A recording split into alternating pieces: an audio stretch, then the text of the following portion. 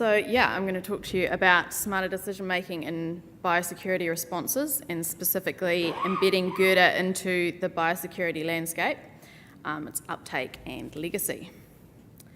So first of all, what is GURDA?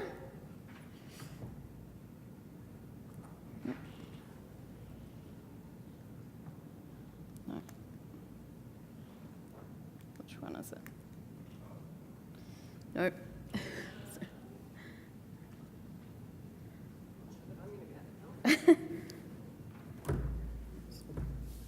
What was the... So you just tried that? Yeah. And There we go. so is it... Answer. Which way do you need to do it?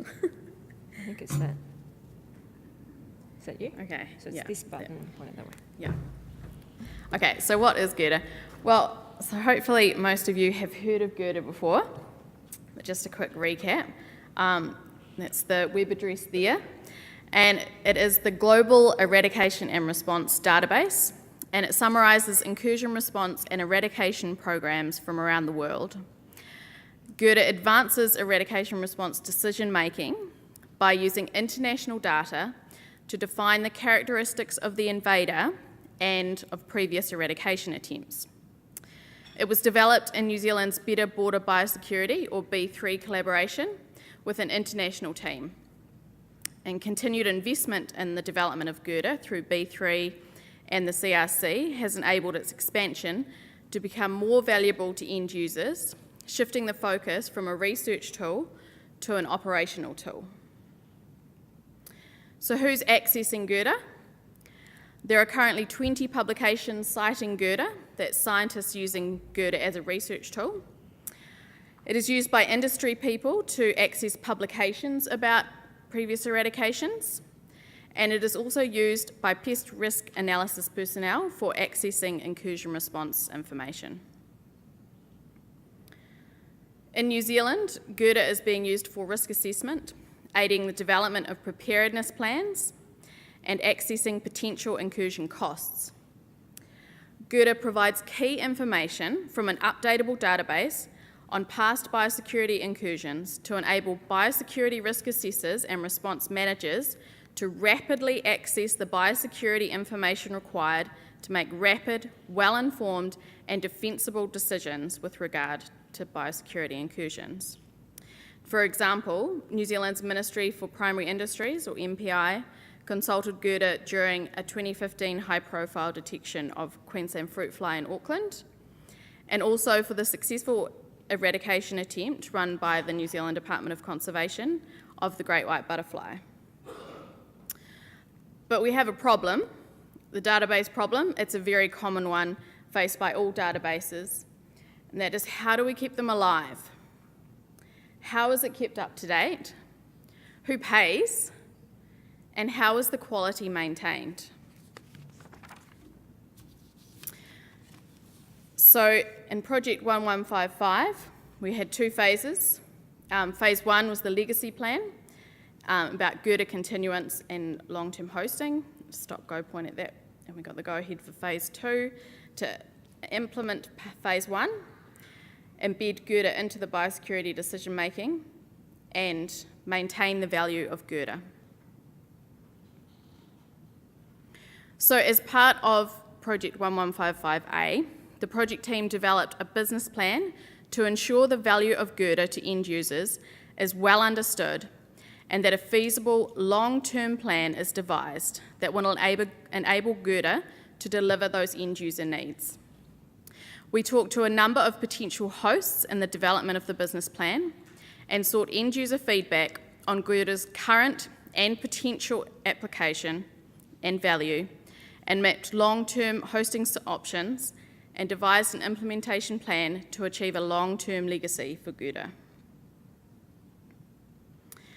The business case was developed following detailed market and end-user analyses where information was gathered through primary semi-structured phone interviews with end users and a wider online survey that gathered both quantitative and qualitative data.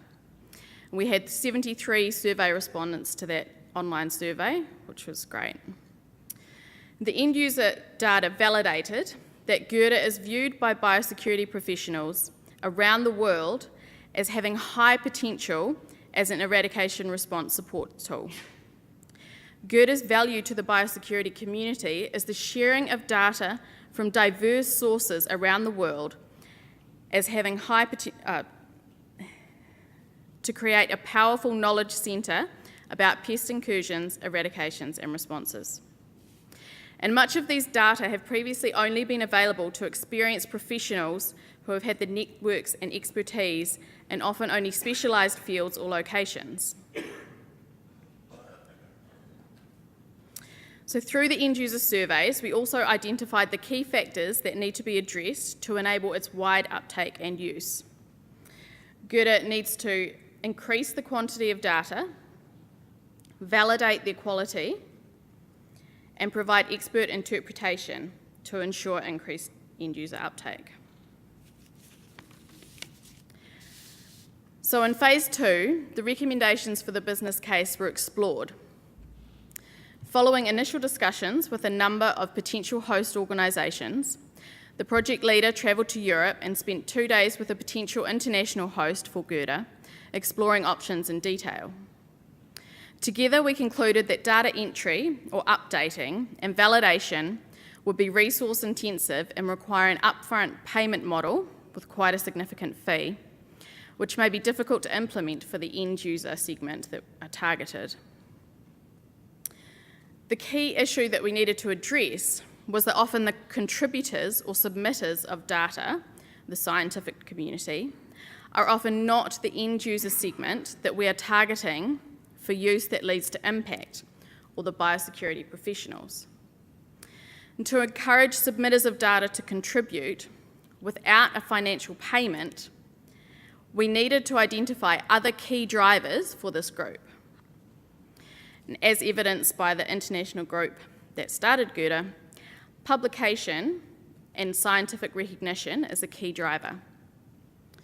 So already contributors who have edited at least 50 entries are included in the author list for GURDA, in decreasing order of the number of database entries made. But in order to get as many entries as possible, we need to make it attractive for people who have fewer than 50 entries or edits to make to do that. So at an end user meeting that workshopped this issue, we concluded that the best long-term legacy for GURDA and a method for achieving data entry was to set up GURDA as an online publication with the associated database harvesting data from submitted papers or short reports. So this would provide scientific recognition for contributors via a citation and a rich database that underpins a simplified, user-friendly front end for GURDA.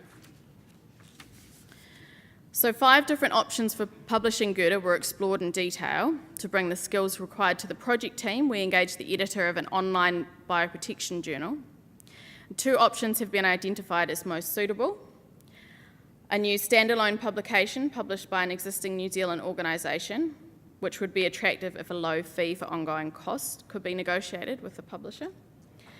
Or a new self-published, using open source journal software, standalone publication hosted by a GURDA affiliate to generate a high external visibility via the affiliation while retaining a separate identity for GURDA, combined with the lowest cost. So discussions with an Australian entity, a New Zealand research collaboration and a New Zealand journal are ongoing. The model being pursued is a database connected to the publication where the journal editor and subject editors assure the data entry and quality. Plant and food research with the B3 leadership team will continue this process with the aim of a live publication and associated database by the end of September 2018. So coming back to the problem that we've been addressing, how do we keep the database alive? How do we keep it up to date? Who pays? And how is the quality maintained? We believe that we've come up with a novel solution by having the dual database and publication approach to overcome these issues.